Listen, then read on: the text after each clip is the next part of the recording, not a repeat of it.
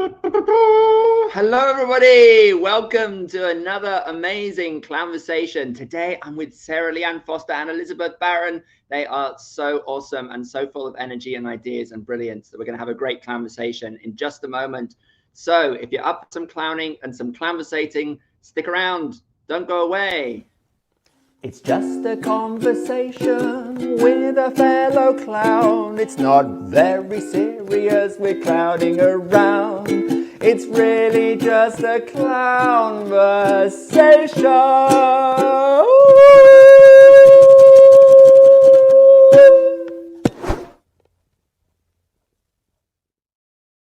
All right, that was him. Did you appreciate the distortion, deliberate distortion effect there at the end? Hope you like that.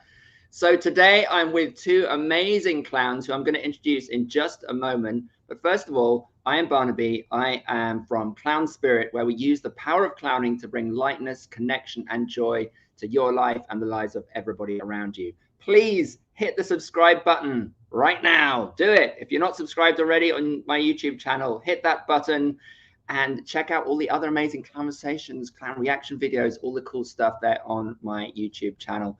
Also, my website, our website, Clown Spirit's website, clown-spirit.com, where there's lots more cool stuff for you to enjoy in the clown world. Now, I also just want to mention that there's a lot of people tuning in right now, and thank you for being here. And I would love to hear from you. So please write into the chat. Say hello in the chat. Tell me who you are, your names, your positions in the globe. Where are you? What's going on in your life? What's the weather like? Anything, just be in touch, say hi. And if we say anything that is interesting to you, then also you can mention, put that into the comments, say, yes, I agree. Or if you have a question for Liz or Sarah, then you can throw that into the comments as well. So today's guests, my guest today, for Liz or Sarah, then my guest today, I have known for quite a long time. In fact, I may be wrong about this, but I think I knew them both before they knew each other. Hi, David. So they met each other through Giovanni Fusetti, who is an amazing clown performer and teacher who has his own school in Italy that we're going to hear more about called Helikos. And Sarah and Liz both ended up as faculty members teaching at Helikos and went through, whole process of investigating questions around clown pedagogy. And that's really what I'm hoping to get into today, this conversation around how do we teach clown? What are the ways that clown teaching is maybe problematic in certain ways, and what are we doing about that? How are we making it relevant to our society today, which is always for me the really important question, right? How do we bring clowning into today? How do we make it for a clown for today, right? Each of these people that I'm speaking to today is an amazing clown and artist in their own right, though, as well as the work they've done with Giovanni and together. Liz Barron is an award-winning teacher, director, actor, collaborative theatre maker. She leads mask, voice, acting, red nose, and movement workshops and classes throughout the US and internationally.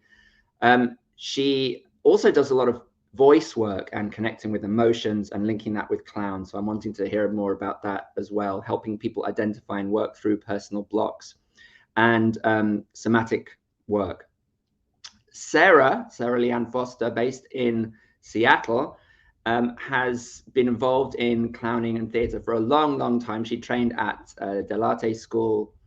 As I mentioned, she trained also with Giovanni. She's been creating, teaching, performing clown since 2002.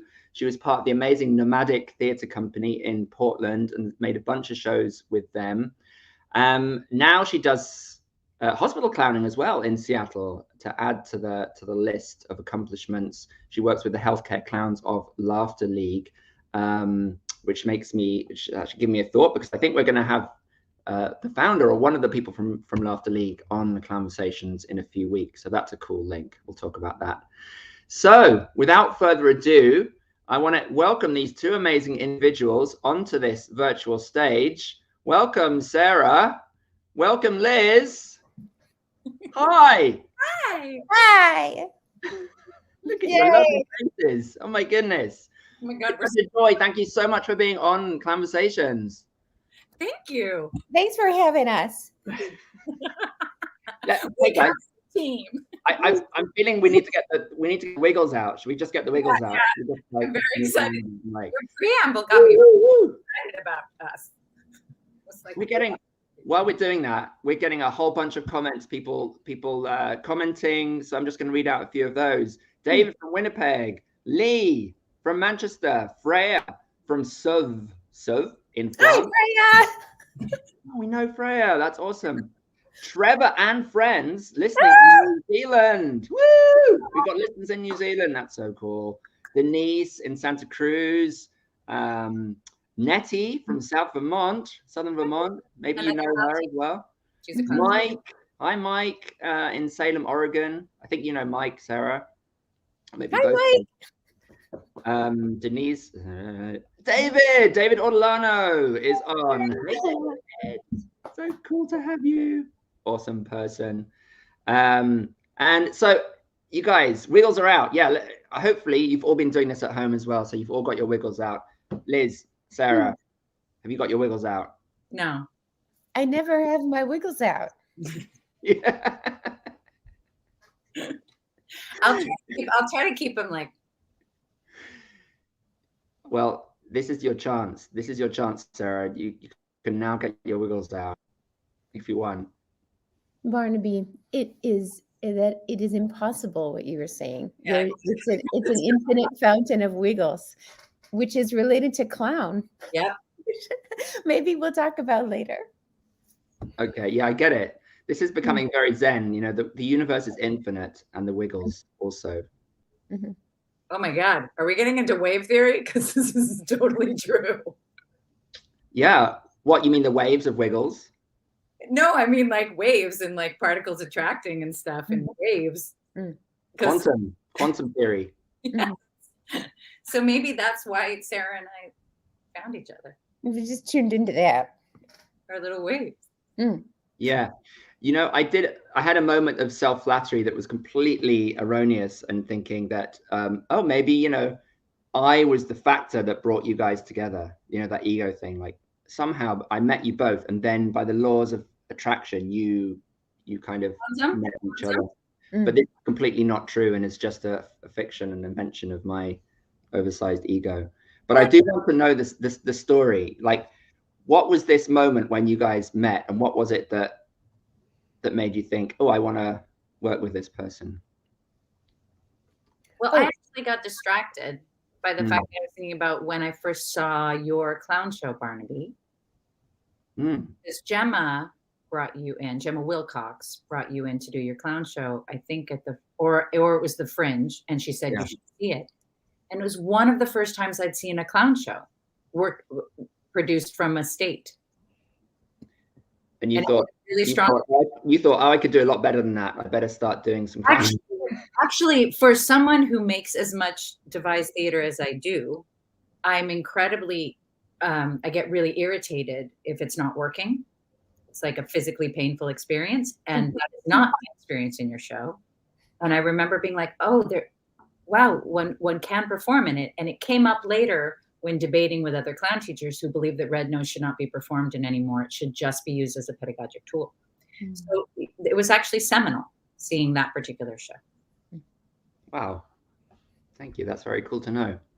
And I remember your head in a birdcage. Yeah. Which I have to say is now everyone's copying that. There's heads in bird cages everywhere now, in almost every show. I don't know if you've noticed that. Well, at least we know where it started. I originated that, but nobody will ever know. And now I can come back to the other discussion. Sorry, because you were going to say something, Sarah, but I was just distracted by our first meeting. Me first seeing your work, per se. Cool story. Sarah, what do you remember of meeting Liz? No, I just remember that that Liz was someone that I just like, I knew like right away. Like sometimes I have this feeling about someone like, oh, we are friends, and then they don't know that yet. I'll be like, this person, absolutely. And then I'm like, hi, and they're like, hello. But then it worked out. Like we did become friends. But I'm not sure what it was. But I remember because I had to I was trying to sign sign up for Giovanni's workshop, and I was in South Africa, and I was like calling Liz like on, I don't know, like on Skype or on a like Skyping out to her phone, and I was like, hello, and she was like, okay, hello, let's get you signed up, and I was like, yes. But I think, yeah, that's the first time that we talked, and and it was, yeah, you knew, yeah. Liz, I was wondering if you could, so you, at that point, you were the pedagogic assistant. Yes. And which was an interesting way to first work with Sarah, because I was also meeting with another great mind, talking about a great mind. So it's interesting when you're kind of researching someone with someone else, like being like, oh, do you see those lightning bolts? Oh, do you see what she's doing? Oh, so that was interesting, because that was a lot of pedagogic assistance. First, it was mostly logistical. I had studied with him after my master's, and my master's, which wasn't supposed to be a master's, but became it. We had a terrible, oh, this is permanent, isn't it? We hadn't had good clown instruction. It was unsuccessful. And for a bunch of reasons.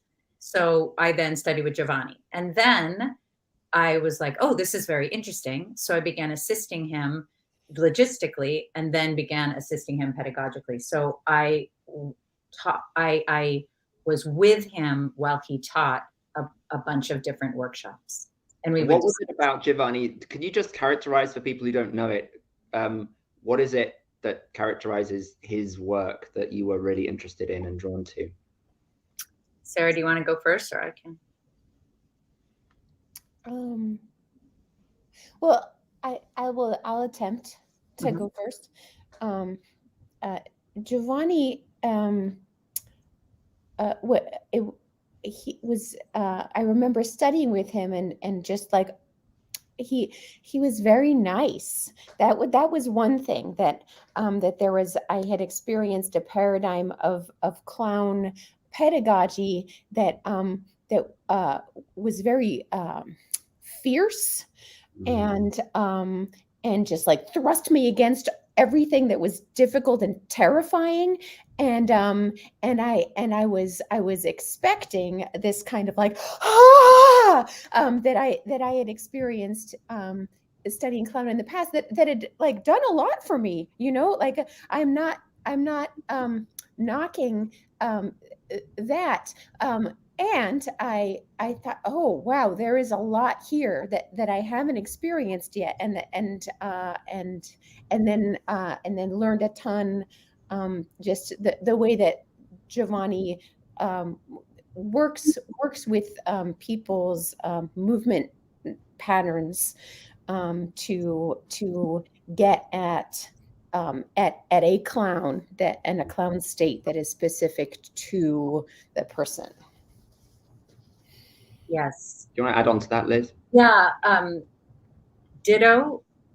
And I would also include enthusiasm, vulnerable enthusiasm, like a passion,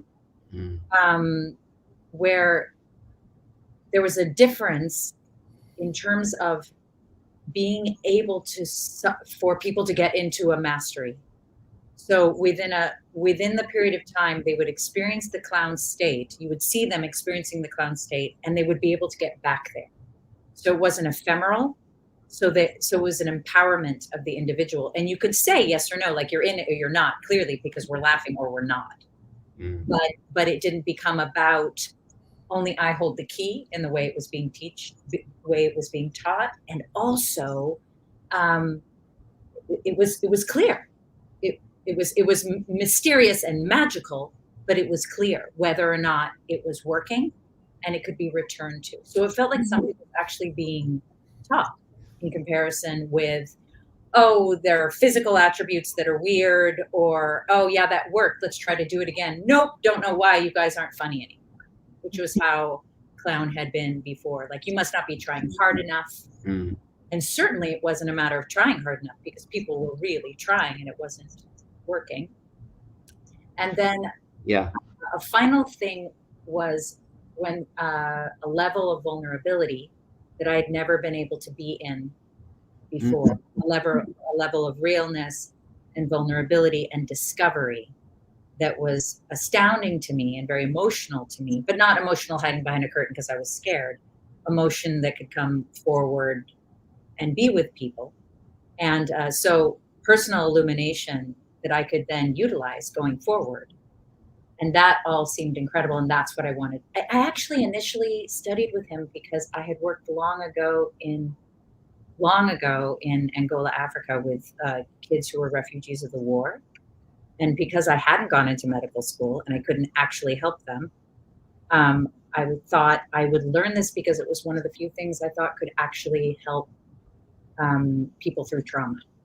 We weren't calling it then trauma, but that's why I initially studied it. Wow, that's super interesting. So it was like a bit like what Clowns Without Borders do now, sort of the humanitarian clown. It is, except that I was thinking of going back and teaching and helping them find their clowns. Okay. like yeah. Intensive with the kids, basically, because the kids we were with were also late teens. No, that's not true. They were early teens. The just to come back to this pedagogic question then, because this is something that's come up a lot actually in these conversations as a theme. So I'm really interested in following the theme. The via negativa as a kind of attitude to teaching, where you're saying no, not that, no, and there's a kind of, some people have referred to this as a kind of patriarchal mode or even a shaming mode of like making you feel like you're failing, making you feel like a bit like Sarah you just kind of expressed, I think, like you're you're in the headlights and it's like panic, and then something kind of eventually, but it can be a very hard road, right? There's a lot of failure. Some people it's a bit sink or swim, and I think that there's question marks around this style of teaching, not only whether it's a good way to learn clown, but also in the cultural, in social environment that we live in, whether that's sort of appropriate anymore, whether there's an inappropriateness to some of the power relationships that that emerge in those workshops. So I guess a question is then, do you see, was this sort of investigation ongoing and central to the work you did with Giovanni in Helikos? And is it related, maybe this is a second question, like, is it related to the kind of today, to the sort of social movements that we're seeing happening around race, around gender, around diversity and difference, and in different ways?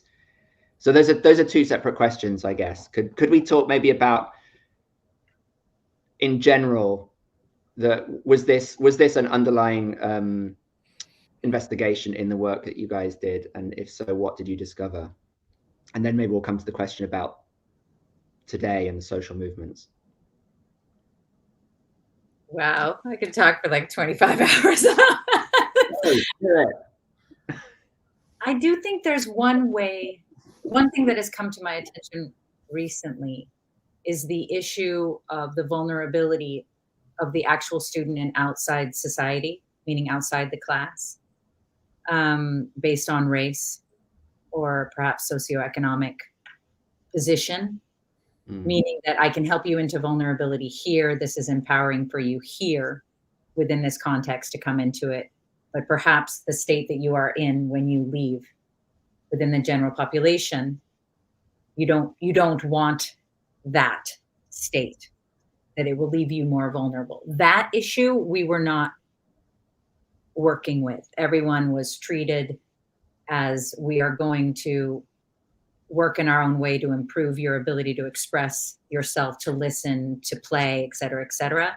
But that last issue is one that I'm grappling with more now and have my own ongoing study of. But there was plenty of other ways of reintegrating the Lecoq pedagogy that we were definitely already talking about, including the masculine versus the feminine way of teaching, and our own inclusive or pointed way of engaging.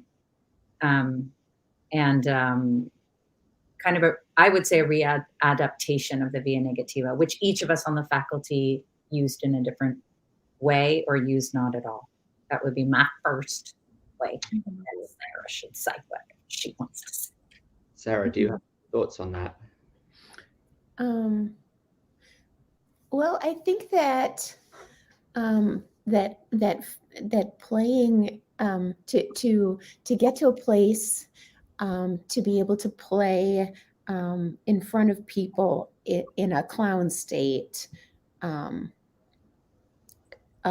it is necessarily a very vulnerable thing, and so to get there, there's I think some kind of process of initiation.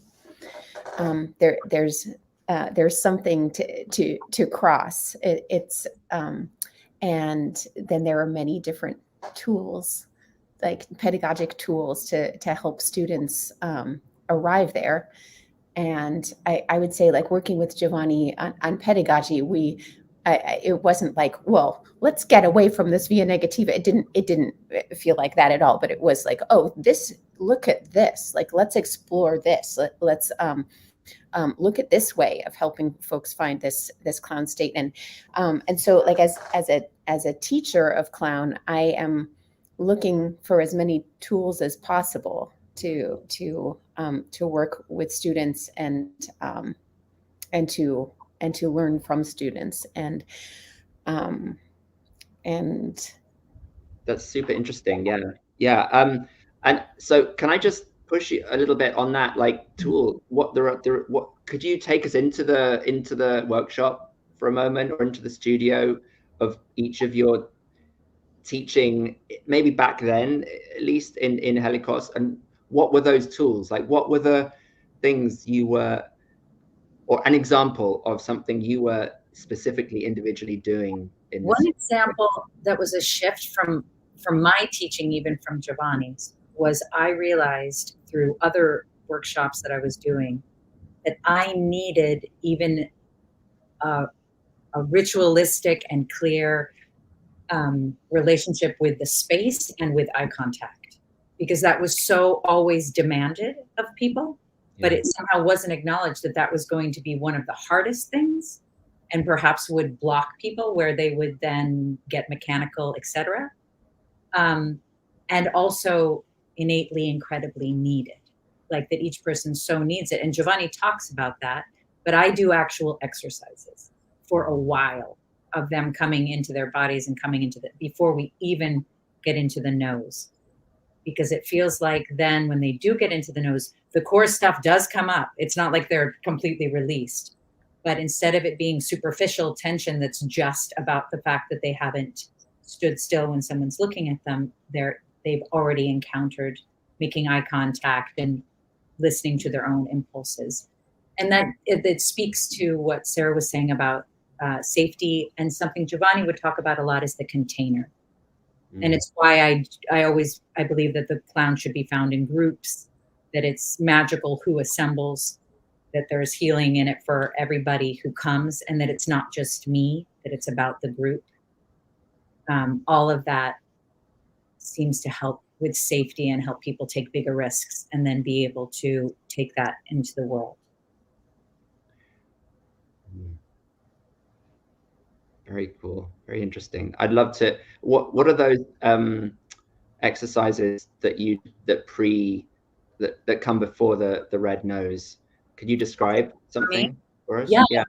One is body extensions, like and then I'm observing and seeing what happens when people try to nervate their body.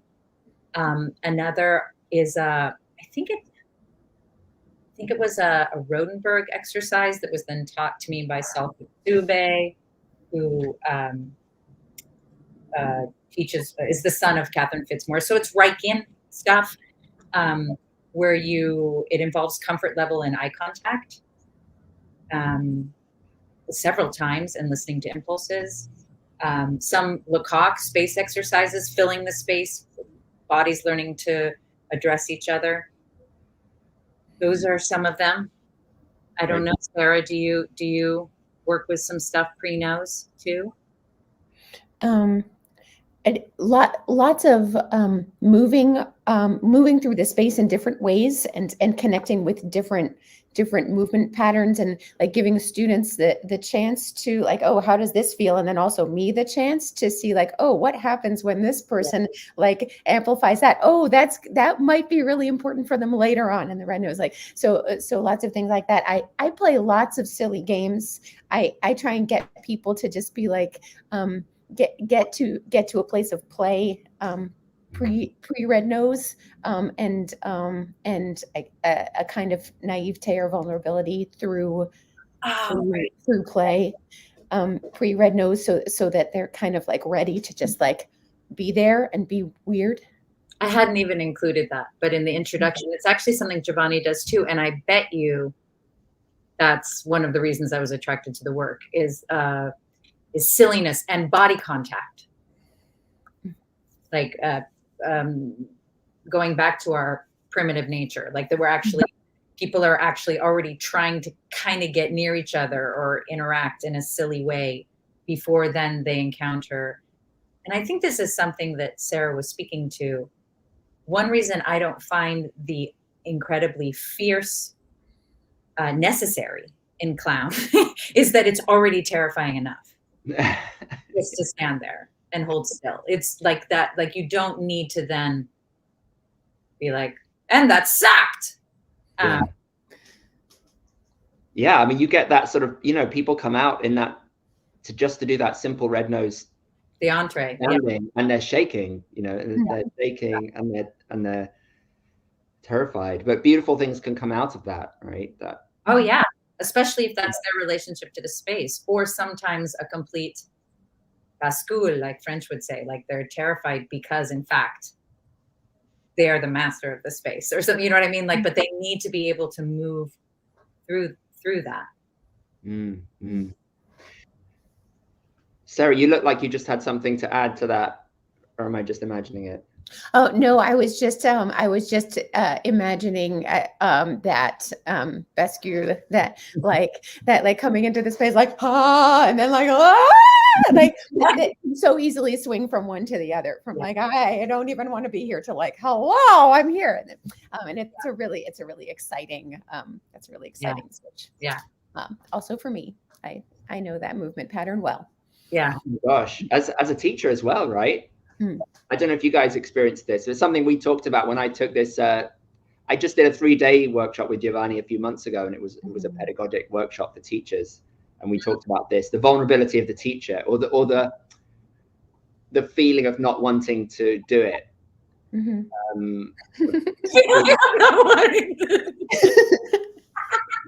know, like I want to do this, but I don't want to do this. I felt that about theater I've created. You know, like, well, I prefer to die. This is so scary. Can I just disappear? Like, am I really going to make this offering? Yeah, and all the fear, like, you know, am I going to do a good job? Am I going to make a difference to any of these students? Are they going to hate me? Are they, you know, are they going to think I'm ridiculous? Or all of that stuff, and then it all, of course, it disappears sort of in the moment when you're there in workshop. Yeah. And I'll have moments of it during, and that's actually something I learned from Giovanni, which is like, trust that if you're confused, or if you're irritated, or if you're lost, like fall over rather than like push through. And every time I've pushed through and haven't been honest about it with the class, like, oh, there seems to be a form and a state, but it's not coming back. So why don't we pause for a little bit rather than pushing through this? Yeah. And especially the I don't know seems to be helpful. Yeah. For like the students, because they can tell. Like, we're being truthful. Very cool. I was just thinking about that, like in in like pedagogic training with Giovanni, like I remember him saying to pay attention to those like little impulses and little hunches you have, like even if you're not sure what it is, like if you have like there's a little something, like check that out, because it's usually accurate. It usually means something important, and I think that's like really it's a totally different context, but it's very similar to what I work with when I'm performing in clown. That like if there's a little impulse, like a little bit of energy from somewhere, like it needs to go somewhere. I can't just like squelch it down, because then the clown stops being as present and as truthful. I think, you know, I'm not clowning when I'm teaching, but a little bit. It's interesting, Barnaby, coming back to your question from before about the shifts in the way of teaching, because in fact, we do say no, but we, at least for me, I say it by being like, not that, that kind of like, but the person stays working. And that seems to make a big difference in their ability to then recreate it, as opposed to the way I was trained, where afterwards you receive feedback and they're like, this is why that did not work. And then you either do or don't get the chance ever to try again within that same context. Mostly you don't.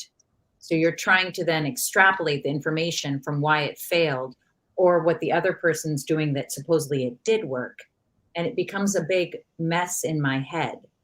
Yes. But that didn't mean that I didn't have shame around not being hard on people. Like my husband asked a student where I used to go up to a group and teach in Northern Italy. I overheard on my birthday night, so what's the difference between Liz and this other great teacher? And the woman said in Italian, oh, that other woman is much harder, like much, much harder on us. Yeah. Couldn't sleep for like 2 nights. Because I was like, I'm deficient in some way. Forgetting that these people ask me to come back regularly, monthly, like they love studying with me. But it took me a long time to own that it didn't access a good listener in me, that evaluative rather than instinctive based. Is this working? Are we laughing? Are we crying? Are we moved by you? Go more there. But there is a stigma about being touchy-feely or too soft. I had to encounter it. Yeah, it's super interesting. So both of you, have broad skills and interests beyond clowning in terms of theater, right? So I'm curious about what do you think clown is? And in relation to particularly in relation to laughter and comedy, like is it essential for clowning to be about producing laughter and to be funny? And if we step out of that, then it's not clown anymore. Does that even matter? Because essentially all we're doing is we're trying to express ourselves as artists to an audience. So it doesn't matter really whether we're in clown or not, if it's connecting and if it's transporting people. What are your views on that? And I'm wondering if your experience at Helikos kind of changed through the work of the last 10 years, let's say, has changed what you think clown is. Big question. Have a think. I mean, I have a clear answer. No. I think clown is the most urgent form inside us that moves people mostly in a funny way, that evokes laughter especially in a live audience. I'm talking about live audience also, because a clown piece that works also on video is different. Yeah. But in terms of a live audience, there is a release happening in the person. They're grappling with things in front of you, aspects of themselves, aspects of life, that it's funny. And it also may move people. Like it may make people cry, but it may make people cry to the point that then we also get to laughter because it's ridiculous. But when I'm working with students and they're doing good work, but it's not comedic anymore, it's not somehow hitting that edge, then I think the nose should come off, and it's a great piece, but it's not clown. So maybe I am harder than I thought about it. I mean, the clown pieces I direct always hit, because working from the state is really hard to recreate. Red nose is really hard to perform. The hardest. And so they don't always get there. And if it was formed from the state, then it has a tempo and a stupidity to it that is really hard to maintain when you're nervous. And that becomes most of my work with people. It's like, how do we actually honor the clown? But I think, yes, it is. I think all Helikos did was reinforce that it's possible. Got it. Would you agree with that, Sarah? Or do you have a different take? Yeah, well, I mean, I think like performing is so different from like pedagogy in school. So like teaching clown, like here, this is clown, this is not clown. But then like performing, I might go set out to make a clown show, and then like, okay, well, maybe like parts of the show are technically clown and parts of this veer into another realm, and it's all a show, and that's great. So I think like, yeah, as far I think that clowns, like clown is funny and is moving and can, like Liz said, I agree, move in other ways, and then comes back to funny.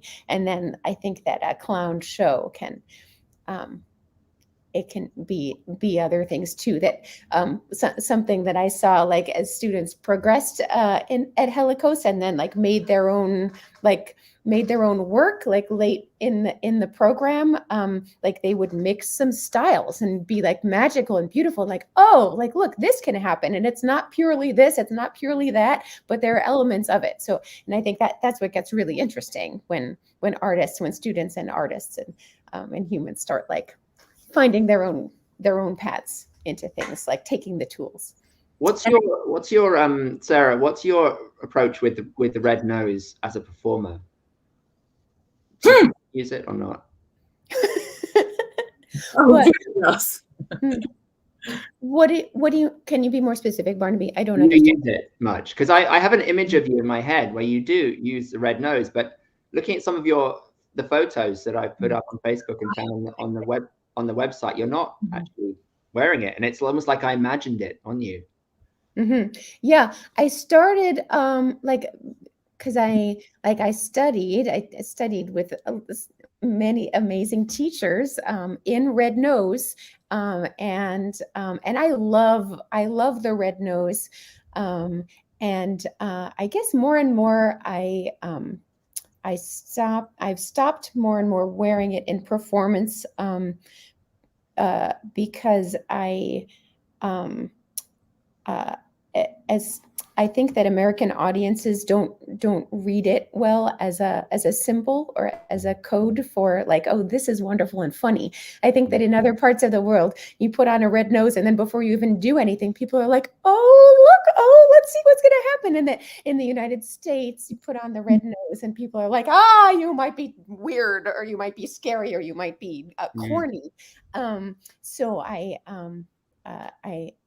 stopped wearing a red nose in the hospital for that reason. And I know that. In recent shows that I made, I worked to find like the mask of the character in my movement and in my costume, and not in the red nose. Really interesting. Right, yeah. We deal with it. It's actually quite cultural and kind of current societal stuff. Like I know my students in Germany don't wear it because of a similar reaction. When shows tour in the Canadian Fringe, they don't wear it because it's kind of like it ups the stakes so much. Like, oh, you're doing clown, do that kind of thing. Most of my American students, when they go to perform, wear it and don't experience a problem with it, because it's kind of like a redefinition, like, oh, you think you know clown, but come see. In terms of interactions where you would have to just, there's no buy-in, like you're coming to people rather than them saying, oh, I'm coming to see a clown show. I can totally see the reaction that Sarah's talking about. But it's very interesting culturally who wears it and who doesn't. And for some students, it's so helpful because it's this reminder of a mask. But I think with someone of Sarah's experience, she can maintain the mask without the mask. Yeah. Super interesting. You know what? That's probably the biggest difference with Giovanni, is that it's a really strong physical form that's maintained. Maybe you find the state first, but then you find something physically that can be objectively seen from the outside. And that is really important. Instead of like, come on, where is it? Are you in the state? Thing that became the ephemeral thing that was so hard to watch people struggle with. I think that's what drew me to what Giovanni was doing. It's interesting now, as you're speaking, I'm hearing some of the language that I remember from the workshop I did with Giovanni, and it's kind of like clicking. Find the physical form was something he talks about a lot. When you're discovering the form, and once you've found the form, you can sort of play with that, play in it. And I don't know what you think about this, but one of the things that I found when I was working with him, and it was a very limited amount of time, but was that once you find the form, and I think you find it through an internal state in a way, like you're playing with internal states and you find a form, but then at a certain point it becomes quite external, and it's about observation. And there's this exercise where other people embody you, and then you see yourself in them, right? And then that gives you information about analysis. That's what that's called, movement analysis. Love it. Yeah. And what I found in that was that I became rather detached from the impulse and where that came from, because I was focusing so much on, I have to have my knee here and my shoulder here, and it's all about having the head here. And I was trying to recreate an image that I'd seen in my head of what this other person looked like or what I looked like. And so that was actually fun, in some ways quite freeing, because I didn't have to be like, oh, what is the emotional state? What is the impulse? But I also found it to be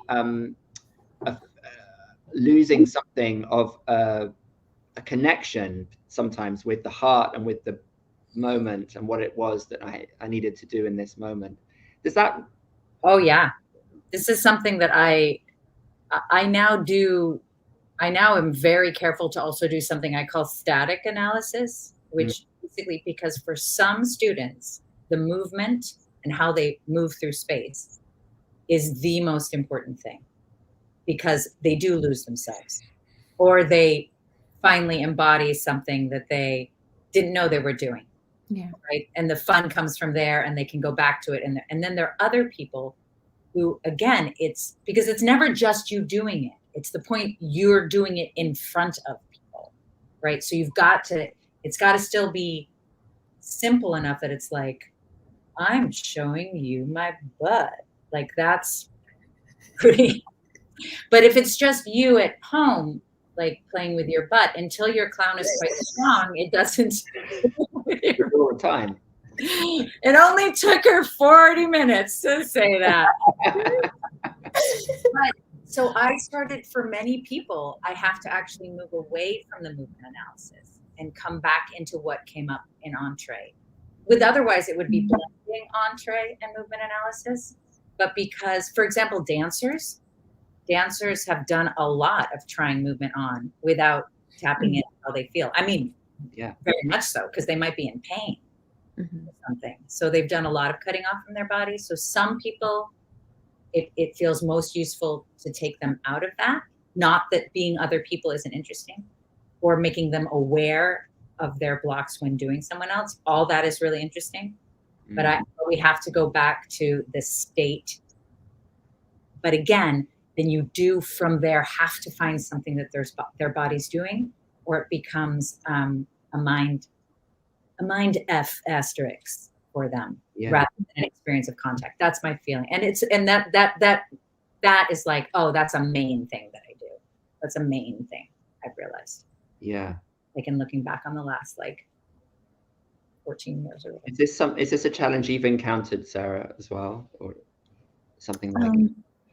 Yeah, I think like different people have different experiences with like feeling an inner state. Like different people are like in touch with their like inner state, different amounts. Different people are in touch with like, what is my body doing? Different amounts. Different people have like more or less of a sense of like, when I move like this, I feel like this. I think for some students, like doing a movement provokes a feeling. For some students, first they feel a feeling and then can figure out, can like find the movement that comes from it.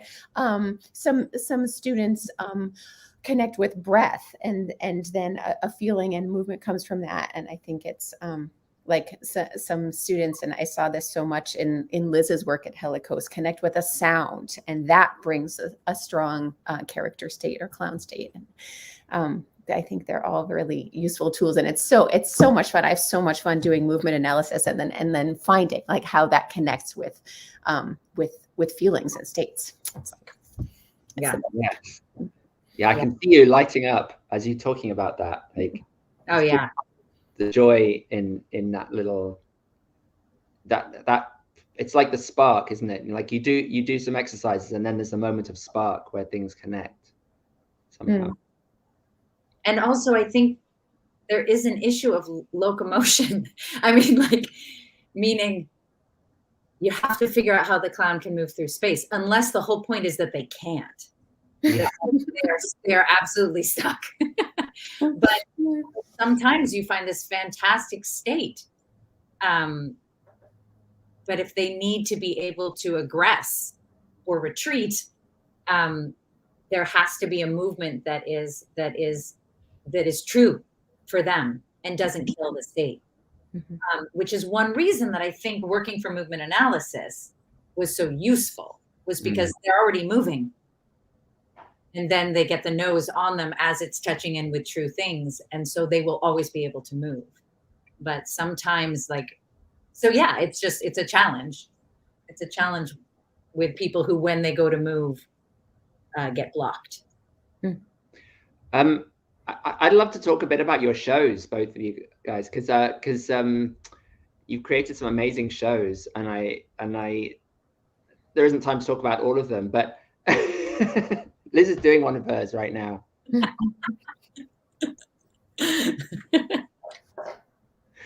haven't got to see Sarah in a long time. Yeah, you guys can just make faces at each other for a while if you like. We'll do double chins. Maybe we need to have another wiggle break. Do your chicken, Sarah. Clapper.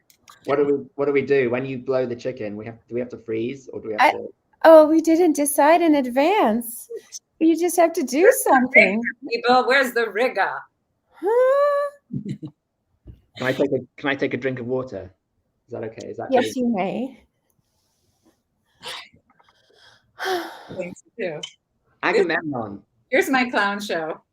This is me dropping everything. I don't even know where the camera.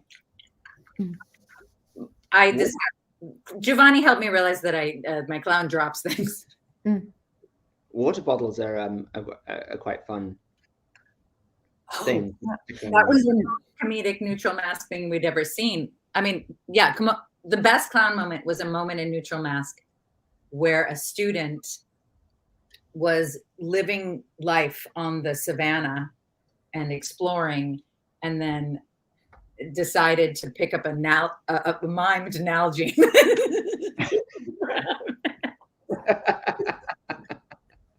At which point, one student from South Africa said, I really think I think mistakes in Neutral Mask are funnier than clown can ever be. But that's how she felt about it. Well, I think there is this assumption with that clowns are stupid from the start. And I think it can be a lot funnier when we see clowns who are really not stupid, who are really trying to be very serious and doing a good job, and then suddenly fart. Well, I use the stupidity one because it kind of helps anybody who can't approach that part of themselves, like not do the class. Like if that's going to be an issue, then yeah. But also another way I almost titled it was simplicity, because it really is just something very true about you that for your clown is very, very important. And so it might be a high status clown who really believes they're intelligent, and maybe they are. Maybe they're a super intelligent clown, but they have no power, or nobody will listen to them, or they think they're super intelligent and they're incredibly stupid. But I think there is something about that may not seem stupid to you, but for that person, them doing it, it's stupid. Yes. I love it. Ragnarok. That's a line from Sarah's show. Ragnarok. What show is that from, Sarah? That's from The Last Show You'll Ever See. No, I mean, what show is it from? What's it called? Way to set her up. Tell us about The Last Show We'll Ever See, Sarah. Well, Barnaby, after I took a workshop with Giovanni, I asked him if he would help me make a clown show. And then he said, oh, there's a few other people who also asked me to help them make clown shows, and you should all come at the same time, and I'll help you all at the same time, and you can like work and help each other and be each other's audience for that creation process. And so that's the show that I developed there. And Liz was making a show at the same time, and a few other brilliant people. And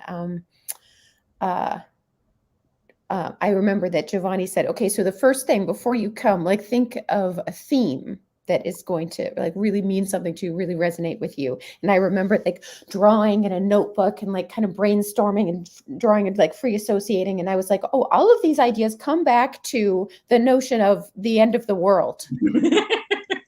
So then I made a show about that. And gosh, it sure feels like ever more possible. Oh my gosh, yeah.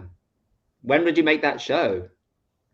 Like in 2009?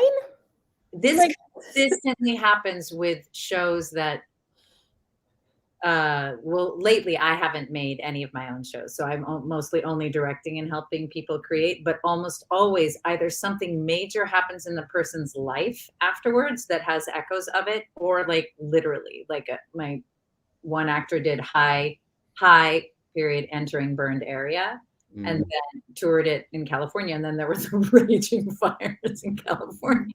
And in another woman, Caitlin Kaufman, that was Anya Donnelly, and Caitlin Kaufman's show at the end, there was the clown gets pulled over by the police and eventually temporarily killed.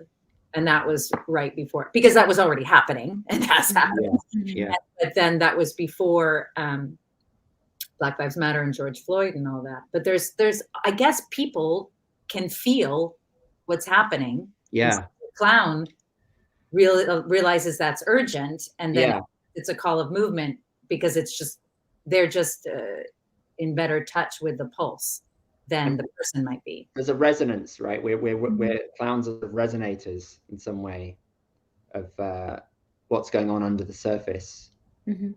And actually, the end of the world feeling isn't so much under the surface now. It feels like it's pretty much out there. Exactly. And maybe you were prescient in that sense with your show. I mean, not really, but but it wasn't as much like being talked about. It was definitely like happening, but it wasn't being talked about as much. And it's funny because now I feel like have you performed it recently? I haven't performed it recently, and I almost like when I think about like, oh, what's my next show? I don't think I think it's almost like too close. That like the idea of the end of the world is like it's like too much. It's too present. I don't think I could make a show about that right now. I think I would have to like bounce into the complete absurd at this point, because that feels like more true. Like things are just completely absurd. Mm-hmm. Yeah. Do you have any shows in mind? Are you going to make a show in the near future? I sure hope so. It's been a while with the pandemic and with having a young child. It's been a little time since I've made a new show, and it feels like it's time. So I hope so. I've been talking to a clown partner here in Seattle, and just like talking like, what if there was a show at some point? What if we could make that happen? We'll see. Very cool. But we haven't got much time left. I don't know where the time went. But Liz, I really want to ask you about the sound and voice work. Yeah, and we could talk about it another time. Not that you'll ever run out of wonderful other clown people to talk with. Yeah, maybe just give us a little snippet, and then we can extend that into another. It's actually, Sarah summarized the beginnings of it, and it's something that Giovanni was aware of. But you can feel it, which is when a person's voice is part of their flow and play, and when it enhances the state, the same way a costume would, versus, I wish you wouldn't have spoken. And when they find that clown voice and are able to start speaking from the state, it often writes itself. And they speak in poetry, like a stupid or erudite, amazing, small metaphor. It's incredible. But it comes from a resonance. And so then the meaning, there's either a block that the person has, like where they're like, what do you mean? They can't go like, they go like that. Like they can't get it into their nose, and that's a physical block, or something about their mother tongue affects the way they speak, or maybe they were an immigrant, that affects the way they speak. So there's all this emotion caught up in the voice. And then when I recently went to do a residency at a university, I was stunned by the lack of vibration in voice. Like just people don't, because of screens, this is the loudest they're having to speak. And if they're younger, or being a girl, they're talking like this. And it's heartbreaking. So it becomes vital things, the risk of making contact with your voice and then feeling yourself vibrate. And then there's a voice that when they do it, they can't believe they're doing it. And it makes other people laugh because they can't believe they're doing it. Similar to the butt thing I was talking about earlier. Do you do voice work with young people, with like kids, teenagers? Yeah, well, I mean, I just did. Some of those kids were about 19, I guess, 18, 19. The voice work is actually, you're right. It's one of the funniest things to do with kids in terms of physical theater, because physical theater doesn't address voice. Like and maybe you try to make it sound like a bird, but you don't know how, and you don't know how to do it again.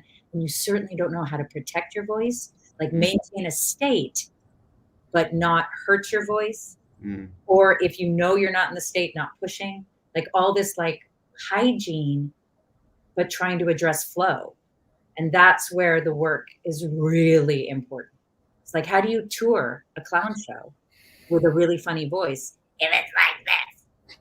In fact, I worked with basically the clown character of a show in Las Vegas who had lost his voice because the people before him originating the role had lost their voice, trying to make people laugh.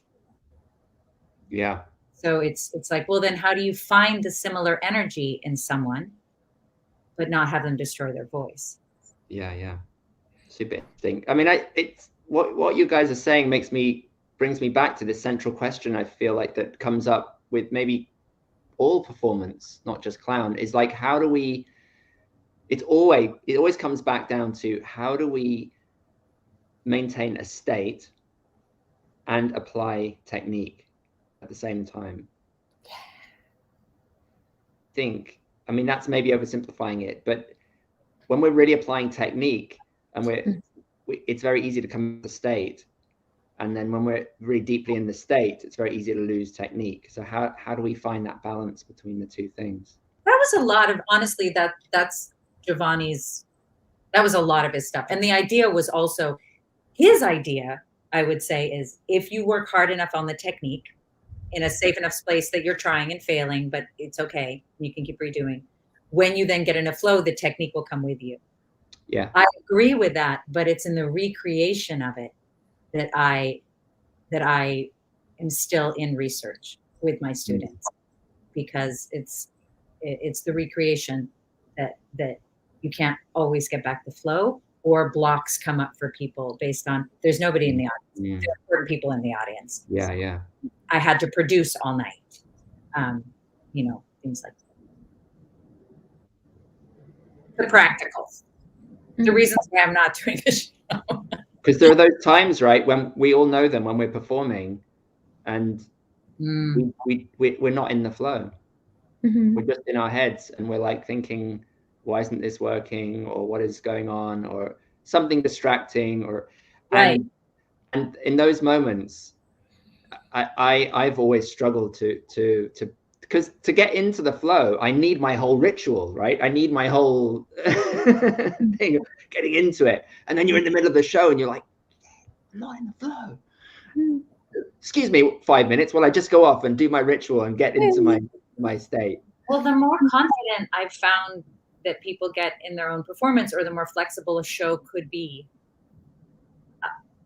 that's where Red Nose has one freaking amazing thing in it, is that the clown could address it. That's where it has a secret weapon. But to do that is a big deal to get. Sarah, what did you want to say there? Well, I was also I was remembering conversations with students, and we were at Helikos talking about like keys in, and what we were talking before about like different people like feel more connection with like a vocal resonance, like a sound or a breath or a movement. And I think like for each person, and then for each character that they play in front of an audience, there's like a different one. Like I remember a wonderful student working with one of our brilliant colleagues at Helikos, and they were just like doing movement isolations, and it was in the time when we were working with clown on them, and he was just doing like this, and then he was just like like this became like the key to his clown, and all he had to do when he was performing, if he was kind of losing it, he would just like go back to this, and he was just like in it, and like discovering those little keys. So cool, so magical. And that's been probably the biggest thing because of the pandemic. I've been working, first of all, with people I've never met, which I've never done before. Like I've never worked with their bodies, but other people I've been working with who I'd worked before, and we've been able to start going into why is a performance not working? Because before, in the kind of professional acting land, you'd be like, well, you're not listening correctly. There's Meisner, there's this, you need to do more emotional recall, all this technique. But this becomes more about what is keeping you from being able to be in that vulnerability in front of an audience. Right. And how can we slowly get you more and more and more comfortable with sharing that, with being generous with that. And that becomes the work. Beautiful. I think that's a lovely thought to end on. Unless you want to add something even more lovely, Sarah.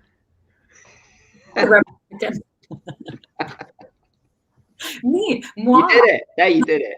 Your lovely ear. That was amazing.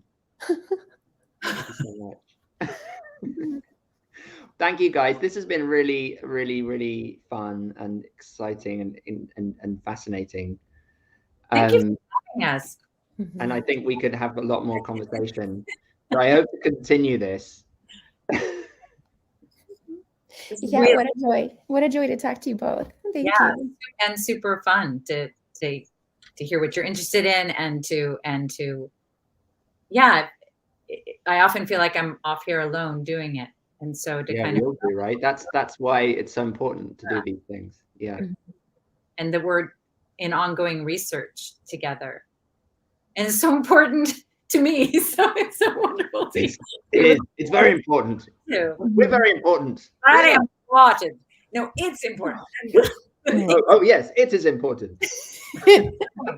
Third point. Oh, I did want to say that. One thing that Giovanni always emphasized about the via negativa was that the way it could work if you had a transparent teacher, meaning somebody who doesn't have ego, is you say no, no, no, no, because you're all in pursuit of a third point. So meaning all going there. And that's why the implant. It could be done with complicity. If it's done with complicity and connection, then totally can. Yeah. Because we're all looking for this. We're looking for this. That is not this. That was something else. We are looking for this. And so it's not like you're looking to please me. We're looking for this. Yeah. That's why I say if it's done with transparency. Yeah. And enjoyment of the mistakes along the way. Like genuine, like, oh, that wasn't that, but look how cool this is. Yeah. Now let's do that. But yeah, just wanted to, on behalf of like, I don't want it to be like I'm fuck the cock. Oh, no, I was just joking. All right. Thank you, guys. I'm going to say goodbye, and I will see you again very soon. I hope so. Bye. Okay, everybody. Thank you so much for joining me for another conversation. Next week, I'm going to be with the amazing Michelle Matlock, who is also from Seattle, like Sarah. And that's going to be a very cool conversation. So thank you all for tuning in. Thanks for your comments, your thoughts, your support, your questions, and love you all very much. Thank you so much. See you again next week for another conversation.